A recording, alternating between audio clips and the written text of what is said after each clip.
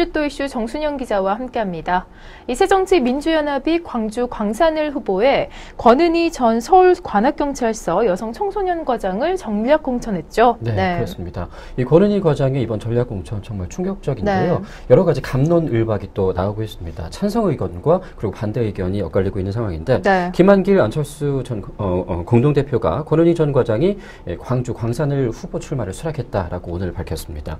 권 전 과장을 원래는 계속해서 이 전략 공천하기 위해서 설득 작업을 벌였다고 해요. 하지만은 그동안 권 과장이 굉장히 신중한 태도를 보였기 때문에 계속 미뤄져 왔다고 하는데요. 권 전 과장은 지난 2012년 대선 당시에 국정원 대선 개입 댓글 수사 사건이 축소, 은폐됐다라는 소신 있는 발언을 하면서 여러 가지 유명세를 타기도 했었습니다. 하지만 얼마 전에 김용판 전 청장이 무죄 판결을 받으면서 지난달 20일에 사표를 냈습니다. 따라서 그때부터 이미 권 전 과장이 공천을 받은 것이 아니냐 이런 사례를 나돌기도 했었는데 오늘 그 풍문이 사실로 밝혀진 셈입니다.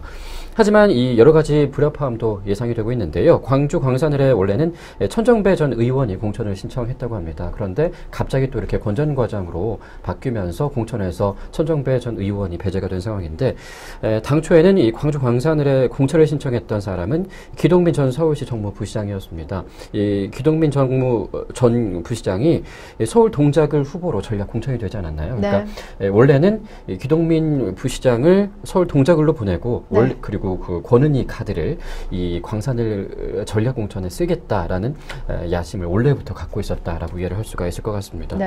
만약에 하지만 여러 가지 문제점도 예상이 되고 있는데 권 전 과장이 만약에 이번에 공천이 된다면 국정원의 선거 개입 의혹이 이번 그 재보궐선거에서 다시 이슈가 되면서 새누리당 그리고 새정치민주연합 마찬가지로 역풍을 맞을 가능성이 있고요.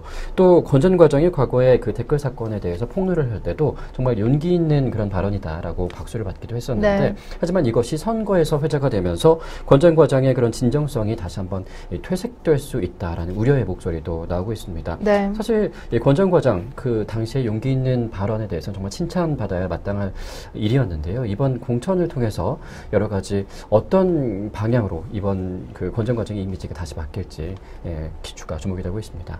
이 권은희 전 과장의 이 전략 공천 문제 정말 꽤 충격적이긴 합니다. 새누리당과 달리 새정치민주연합의 전략 공천은 이렇게 늘 불협화음이 참 많은 것 같습니다.